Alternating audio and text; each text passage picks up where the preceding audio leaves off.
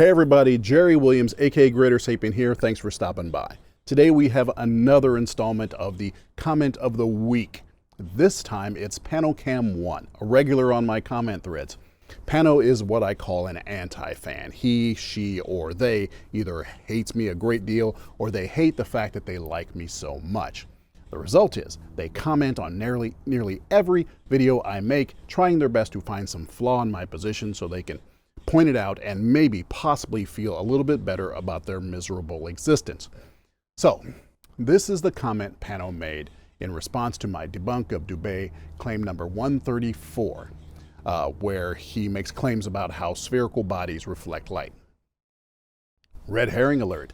Jerry shows chrome marble yet ignores the fact that first, chrome has a mirror effect, and second, that the marble shows perfectly how a true sphere reflects light.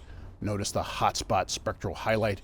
If Jerry had paid attention in art class, he would indeed know the principles of how light interacts with a sphere. True, if you can see it, it is reflecting light, yet there are times we see both the sun and moon in the sky. In regards to this, if the ball Earth is not in the way between the view of the sun to the moon, then shouldn't there always be full moons? Also, what could be stupider than that hat? Let's start with that last bit of the comment. What's stupider than that Fulani hat I wore in that video? Your mom. Your mom was far stupider than that hat. She was far, far stupider. Okay, I said was, but maybe she still is. I'm sorry, I assume she sought the sweet release of eternal slumber due to the consequences of her stupidity, i.e. you, but maybe she still haunts the earth, and so she is far, far stupider than that hat. But, back to the top. No, I did not ignore the fact that the ball I used had a mirror effect. In fact, when I recorded the video, I was annoyed at the fact that I had neglected to take that steel ball with me on the trip. So instead of grabbing any random object, I waited until I got home to record that little insert shot. And the reason I did that is because of exactly what you just wrote. The marble shows perfectly how a true sphere reflects light. It does, doesn't it? Yet, what did Dubay claim in 134? Reflectors must be flat or concave for light rays to have any angle of incidence. If a reflector surface is convex, then every ray of light points in a direct line with a radius perpendicular to the surface, resulting in no reflection. Well, you said it yourself, Pano. The marble shows perfectly how a true sphere reflects light. And so now I feel confident that you agree with me that Dubay's claim was moronic, right? Pano, you say, notice the hotspot spectral highlight? Yeah, I do. Why is there a spectral highlight? This hotspot? Well, you said it yourself. This smooth metal ball has a mirror effect. Yet does the accepted understanding of the moon's composition say that the moon is mirror smooth? No, it does not. So, why do you people keep bringing that up? So, while I did pay attention in art class, you obviously did not pay attention watching my video. If you had, you would note that at 5 minutes 30 seconds, I state, so even if the moon was a perfectly reflective sphere, we would have enough light reflecting to see it.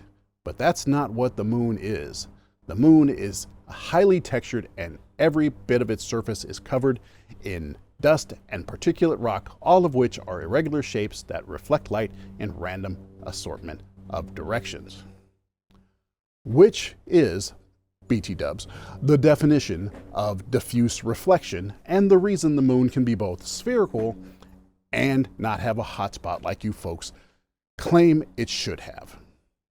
Okay, what else did this dumbass say?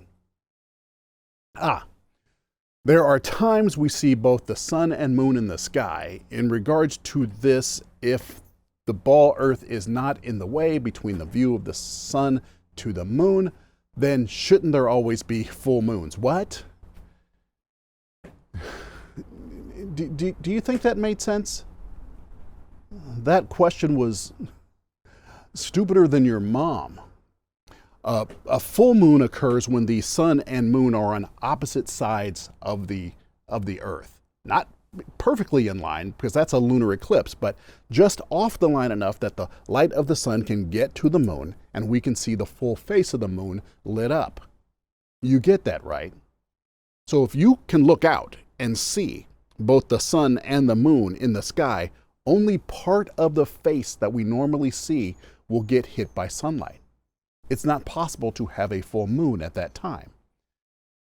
How are you at the age you are in life and asking a question like that? My non-existent God, that is incredible. Your mom would be proud. That's my job! That's what I do! Okay, here's something funny.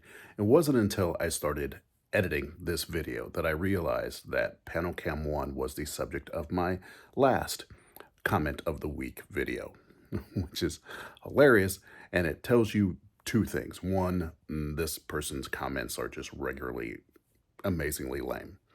And two, it also tells you how little I think about you haters. I literally forgot that I had made the last video about you, dude.